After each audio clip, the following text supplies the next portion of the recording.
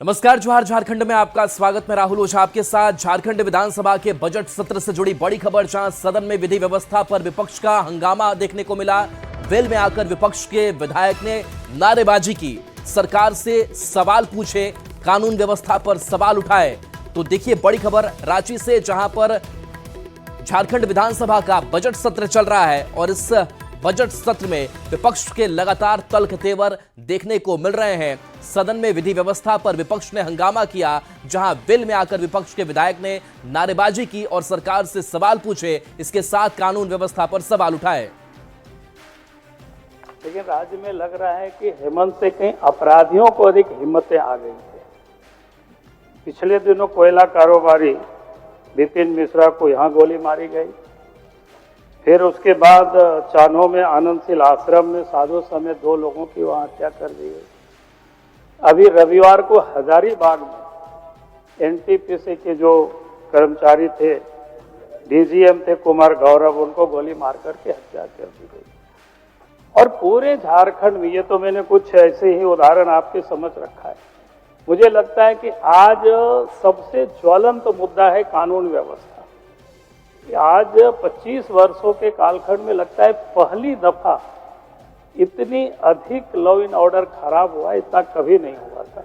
इसलिए हम अध्यक्ष महोदय, हम कहेंगे कि लॉ एंड ऑर्डर पर हमें चर्चा करनी चाहिए, इसको प्रायोरिटी हमें देनी चाहिए, क्योंकि आज राज्य में और खास करके जो कोयला क्षेत्र में जनता बिल्कुल परेशान है, तबाह है।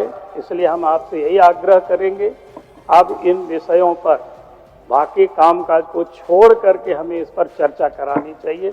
इसलिए मैं यहाँ खड़ा हुआ। और देखिए विधि व्यवस्था को लेकर के सीपी सिंह भी भड़क गए। सदन में डीजीपी पर सीपी सिंह भड़क गए और कहा, डीजीपी कहते हैं जेल के अंदर से प्लानिंग हो रही। सीपी सिंह ने कहा, किसी व्यक्ति का जीना दुभर हो गया है और सरकार के कानों पर जू तक नहीं रेंग रही। यहां कि डीजीपी कहते हैं कि जो भी घटनाएं हो रही है उसकी प्लानिंग जेल से हो रही है। क्या जेल झारखंड से बाहर है? अगर प्लानिंग जेल से हो रही है तो फिर खुलासा क्यों नहीं किया जा रहा? रिमांड पर लेकर पूछताछ करनी चाहिए। किसी का जीवन सुरक्षित नहीं है, चाहे विधायक हो, मंत्री हो या फिर जनता। इस पर सरकार को जवाब देना चाहिए। यहाँ का डीजीपी इतना बेशर्म है कि वो बोलता है कि बड़े बड़े जो घटनाएं हो रही है वो जेल से प्लानिंग बन रही है। तो जेल क्या भारत और झारखंड से बाहर है अध्यक्ष महोदय? इसी राजधानी में जेल है अध्यक्ष महोदय। यदि प्लानिंग जेल से बन रही है तो क्यों नहीं उसको उद्भेदन करने का काम करता है अध्यक्ष महोदय? क्यों नहीं रिमांड पर लेकर उससे काम करने का काम कर रहा है अध्यक्ष महोदय? आज किसी का भी जीवन कोई भी सुरक्षित नहीं है, चाहे विधायक है, मंत्री है, आम जनता है, कोई भी नहीं है अध्यक्ष महोदय। इसलिए सरकार को इस पर जवाब देना चाहिए अध्यक्ष महोदय। तो विपक्ष हमलावर है कानून व्यवस्था को लेकर। तो नगर विकास मंत्री सुदिव्य कुमार का बड़ा बयान सामने आया है और कहा है कि झारखंड में कानून का राज रहेगा, बुलडोजर राज नहीं रहेगा। अपराधी सलाखों के अंदर होंगे। हाल के दिनों में कुछ क्राइम की घटनाएं हुई हैं। झारखंड की कानून व्यवस्था दूसरे राज्यों से बेहतर बताया है।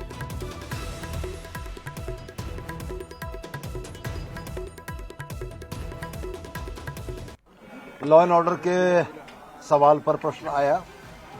निश्चित रूप से दुर्भाग्यपूर्ण कुछ घटनाएं राज्य में घटी हैं, लेकिन मैं आपको बिल्कुल यह भरोसा दिलाना चाहता हूं कि झारखंड में कानून का राज रहेगा, झारखंड में बुलडोजर राज नहीं रहेगा। भारत के संविधान के अनुरूप कानून की जो व्याख्या उचित और विधिसम्मत है वही झारखंड में होगा। जो भी अपराध की घटनाएं हुई हैं, सरकार इनसे सख्ती से निपटेगी और ये तमाम अपराधी बहुत जल्दी सलाखों के पीछे होंगे। कानून व्यवस्था को लेकर विधायक जयराम महतो ने भी अपनी राय रखी। कहा, राज्य की विधि व्यवस्था चरमरा गई है, कानून का मजबूत होना आवश्यक है। जयराम महतो का यह बड़ा बयान आपको सुनाते हैं। जी, निस्संदेह कानून का मजबूत होना इस राज्य के एक आम व्यक्ति के लिए आवश्यक है। एक आम व्यक्ति जब लोकतंत्र के दायरे में अपना जीवन यापन करता है तो इस बात को मानता है कि यहाँ भुजबल, बाहुबल, छल की नहीं बल्कि कानून की आवश्यकता है, कानून का संरक्षण है। तो उस लिहाज से कहीं ना कहीं कानून की जो व्यवस्थाएं रही हैं इस राज्य में थोड़ी सी चरमराई अवस्था में दिख रही है। लिहाजा अगर कानून की व्यवस्था को दुरुस्त करने की अगर बात है तो निस्संदेह इस पर सरकार को पहल करने की आवश्यकता है। राज्य में बढ़ रहे आपराधिक वारदातों पर डीजीपी अनुराग गुप्ता का बड़ा बयान सामने आया है और कहा है कि जेल के अंदर बंद अपराधियों से जुड़े सभी अपराध के तार, कुछ अपराधियों का जेल ट्रांसफर भी किया गया। डीजीपी ने विकास तिवारी, अमन साहू और अमन श्रीवास्तव का नाम लिया और कहा कि जल्द ही पूरे मामले का खुलासा किया जाएगा। जितने क्राइम हो रहे हैं झारखंड में सारे के सारे एक मैक्सिमम जेल के अंदर से प्लान किए जा रहे हैं, ऑर्गेनाइज किए जा रहे हैं। हम लोग काफी प्रयास कर रहे हैं जेल में इनकी गतिविधियों को रोकें। कुछ लोगों को हमने जेल ट्रांसफर भी करवाई है। हम लोग और प्रयास कर रहे हैं। जेल में छापामारी भी हुई है, कल सिमडेगा जेल में छापामारी हुई है, आज हजारीबाग जेल में छापामारी हुई है। मैं उम्मीद करता हूं कि अगले चंद दिनों में हम लोग इस पूरे में इसका खुलासा करेंगे और सभी अपराधियों को पकड़ेंगे। और कांग्रेस से जुड़ी बड़ी खबर, जहां दुमका के बाद देवघर में भी कांग्रेस के झारखंड प्रभारी के राजू ने स्लीपर सेल का मुद्दा दोहराया है और कहा कि बीजेपी के लिए कई कांग्रेसी काम कर रहे हैं। कांग्रेस में स्लीपर सेल मौजूद हैं, इससे पार्टी को नुकसान हो रहा है। उन्हें चिन्हित करके उनके खिलाफ सख्त कार्रवाई की जाएगी। की राजू ने कहा कि झारखंड भ्रमण के क्रम में उन्हें यह पुख्ता फीडबैक मिला कि यहां बड़ी संख्या में कांग्रेसी भाजपा के मददगार बने हुए हैं। ऐसे लोगों को शीघ्र चिन्हित कर उनके खिलाफ बड़ी कार्रवाई की जाएगी। जो कंप्लेंट्स, हाँ वो कंप्लेंट्स हमारा सामने आया, वो कंप्लेंट्स पर इन्वेस्टिगेट करेंगे, जरूर एक्शन लेके हम कांग्रेस पार्टी में ये मैसेज देंगे। कांग्रेस पार्टी केवल जो लीडर्स वर्कर्स कांग्रेस पार्टी में काम करेंगे वो आइडियोलॉजिकल कमिटमेंट होना, कांग्रेस का विचारधारा आगे लेने के लिए हम कांग्रेस पार्टी को उनको स्थान मिलेगा। और देखिए, इससे पहले भी के राजू ने दुमका में इस मुद्दे को उठाया था। में दो वर्ग है, एक कांग्रेस का विचारधारा से जुड़ा हुआ, कांग्रेस का आइडियोलॉजी का कमिटमेंट उनका हार्ट में है। दूसरा लोग बीजेपी का स्लीपर सेल्स के काम कर रहे हैं। गुजरात का बात ये राहुल जी ने कहा, ये हो सकता है दूसरा स्टेट्स में भी, क्योंकि भारतीय जनता पार्टी ऐसा पार्टी है हर एक स्ट्रैटेजीज यूज़ करके लोगों को अट्रैक्ट करने के लिए कोशिश कर रहे हैं। हम ध्यान रखेंगे झारखंड में भी ये मुद्दे पर कांग्रेस पार्टी ध्यान रखेंगे और प्रक्षालन भी करेंगे।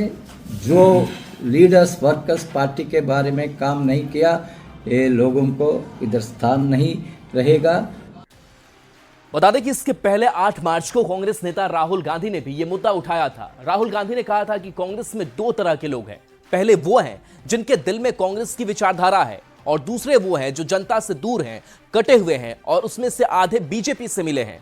जनता बी टीम नहीं चाहती है। पहला काम ये जो 2 ग्रुप से इनको अलग करना है सीधा। अगर हमें सख्त कार्रवाई करनी पड़ी, 10, 15, 20, 30, 40 लोगों को निकालना पड़ा, निकाल देना चाहिए।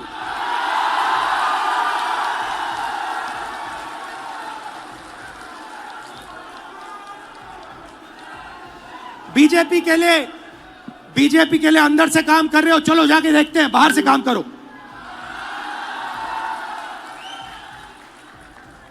तुम्हारी वहां जगह नहीं बनेगी, बाहर फेंक देंगे तुम्हें।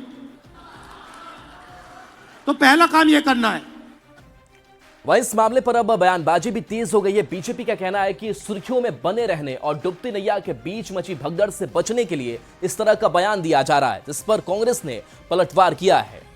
का स्लीपर सेल है, इसकी पहचान हो रही है और पहचान करके कांग्रेस के अंदर देशद्रोही का स्लीपर सेल को निकाल बाहर किया जाए। देखिए, कांग्रेस पार्टी के अंदर क्या क्या हो रहा है किसी से देश में छुपा नहीं है। ये पार्टी अपने अगर किसी की सहारा न ले, खुद बैसाखी पे चल रही है।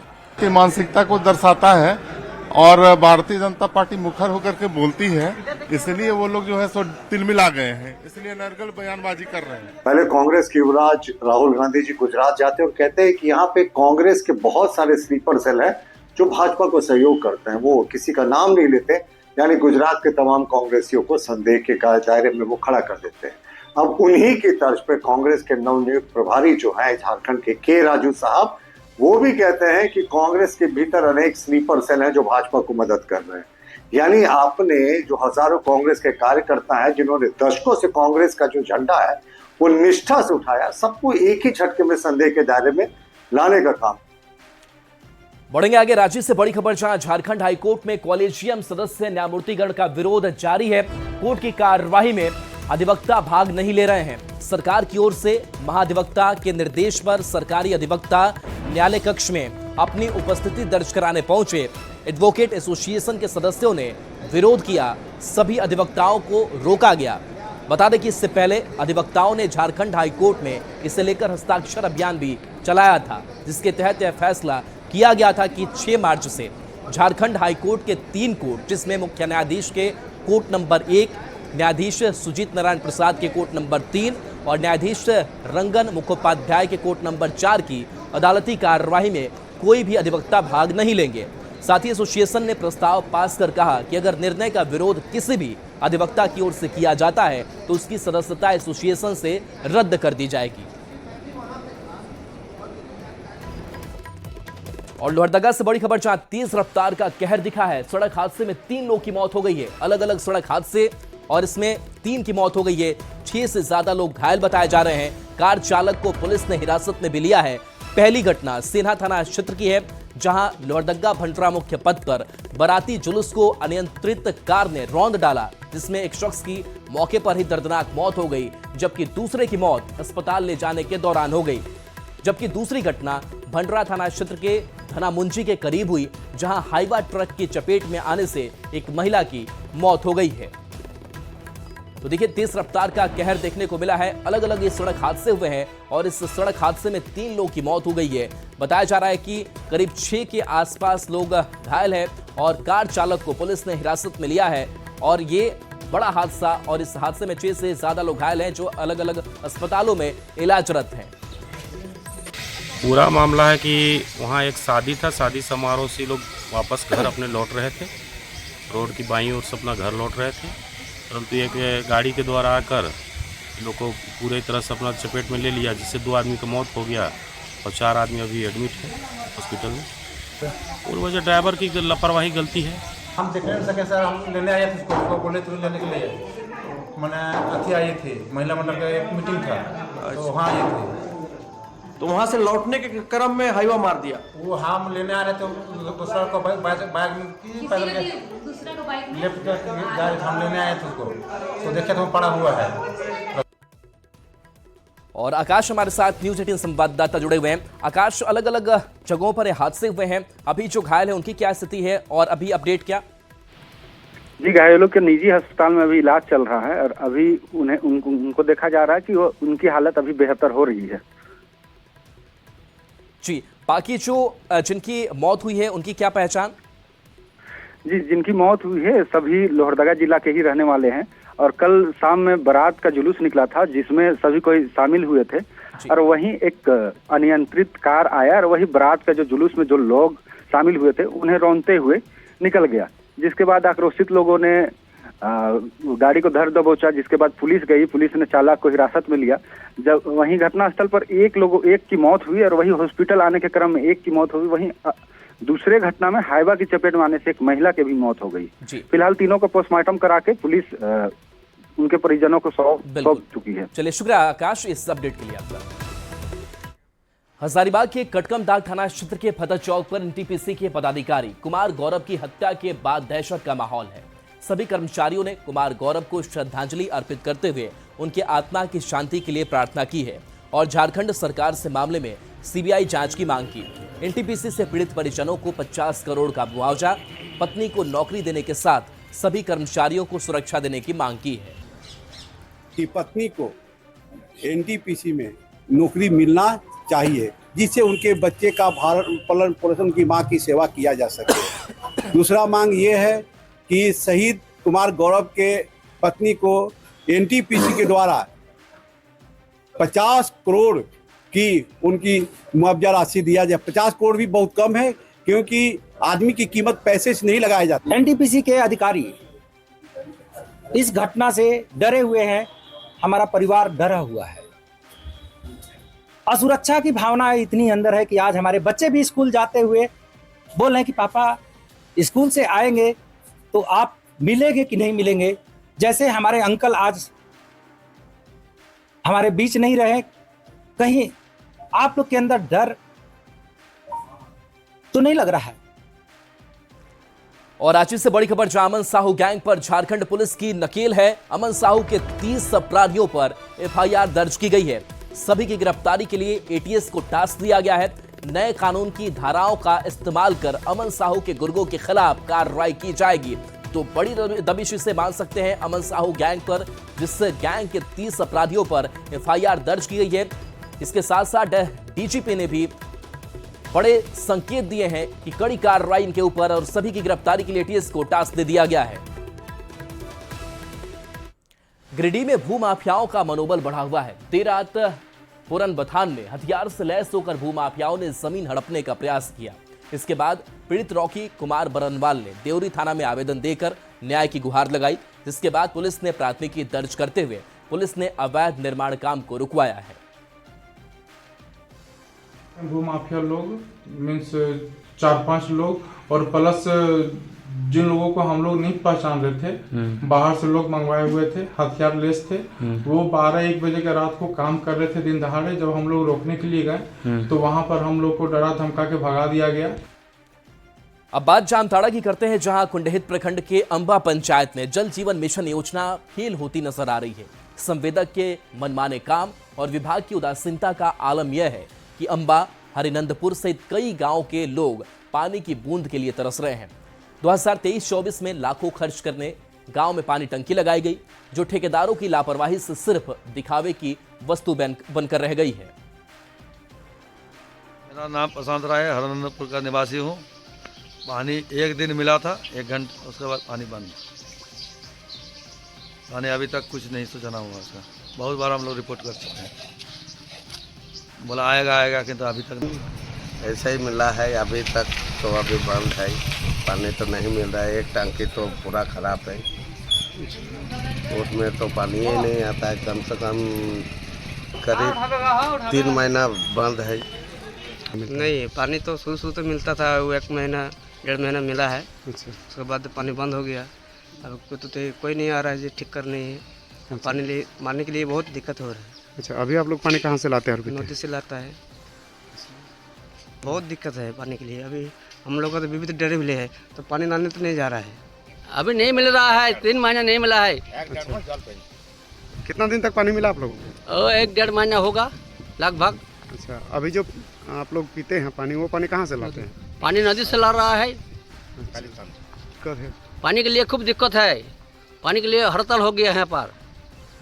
कोई व्यवस्था नहीं है यहाँ पर, चापाकल भी नहीं है, कुछ नहीं भी नहीं है। पानी के लिए यहाँ लोग बहुत तकलीफ हो रहा है। तो बताइए। कुछ जल मीनार का बहुत ड्राई हो गया है, जिसके लिए हम लोग नए बोरिंग का प्रावधान कर रहे हैं, और उसको बोरिंग करने के बाद उसको जलापूर्ति शुरू कर देंगे।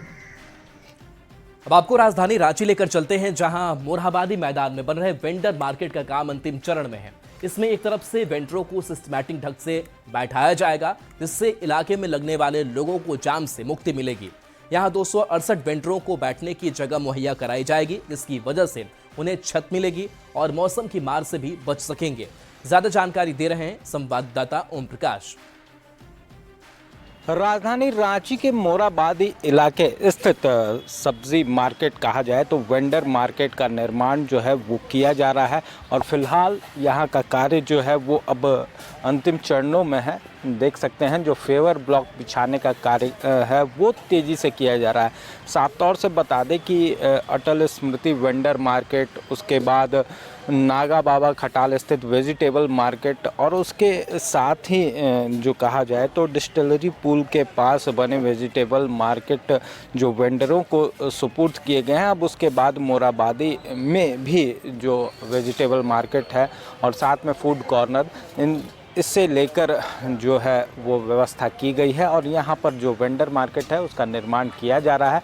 ख़ासतौर से बता दें कि जल्द ही ये निर्माण कार्य जो है वो पूरा हो जाएगा और फिर 268 वेंडरों को बैठने की यहाँ पर व्यवस्था है। ख़ास तौर से बता दें कि जो खुले आसमान के नीचे वो बैठते हैं उन्हें एक छत देने की योजना जो है वो सरकार के द्वारा और नगर निगम के द्वारा बनाई गई और उसी के तहत इस वेंडर मार्केट का निर्माण किया गया है। इससे न सिर्फ वेंडरों को बल्कि ख़ास तौर से अगर बात की जाए तो मोराबादी में लगने वाले ट्रैफिक जाम से भी लोगों को निजात मिलेगी। और पूरी तरह से इसके साथ ही बता दें कि ये कार्य पूरा होने के साथ ही कुछ दिनों में जो जानकारी है उसके अनुसार चुटिया और जो सुरेंद्र नाथ सेनेटोरियम है वहाँ पर भी वेंडर मार्केट का निर्माण जो है वो किया जाना है। इसे लेकर ज़मीन और जगह जो है वो चिन्हित की जा रही है। अब देखना होगा कि यहाँ का कार्य कब तक पूरा होता है, लेकिन जो अधिकारियों से मिली जानकारी है उसके अनुसार जल्द ही ये कार्य जो है वो पूरा हो जाएगा और फिर जो वेंडर हैं वो सुव्यवस्थित और उन्हें एक छत जो है वो मिलने की उम्मीद है। रांची से न्यूज़ 18 के लिए ओम प्रकाश।